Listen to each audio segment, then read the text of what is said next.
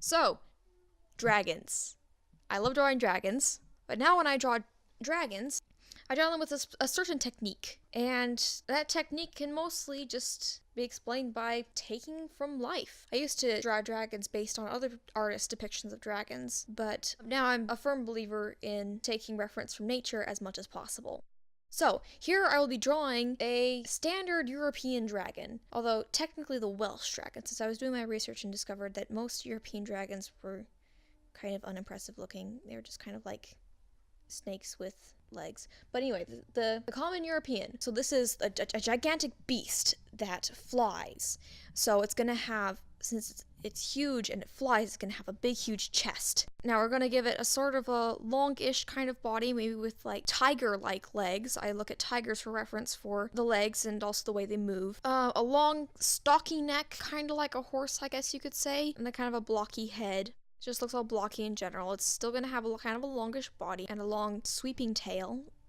Be quite impressive. One of my pet peeves, but it's rather common, so I can't exactly give that much crap for it, but when artists draw dragons as if they're like a four-legged beast, but then they stick like just scaled up versions of bat wings on there. No, you can't do that. A dragon's got to be able to fly. I studied hang glider wings and I studied large raptors, and so I create this sort of large muscular shape that allows for the shape of the wing to generate lift.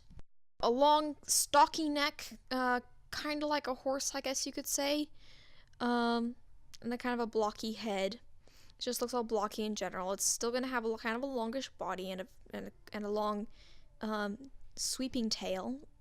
Be quite impressive. Ew, what else to do? That's pretty much it. Forward and onward we go. Now on to the lung dragon. Now, I love drawing Asian lung dragons, and I like to draw them in an interesting way. So I still draw lung dragons with sort of tiger-like, cat-like anatomy, but I just kind of lengthen it out, so almost like a weasel.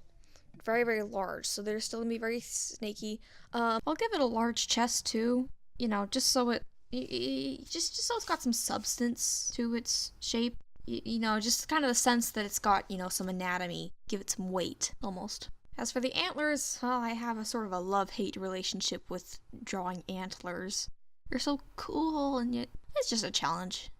It's just a challenge. It's fun, but it's a challenge. Keep looking up reference and whatnot. I like to draw dragons from different regions of Asia a little differently, even though the mythology is very similar. For example, Chinese dragons, I like to give them a blocky, squarish head, while Vietnamese and Japanese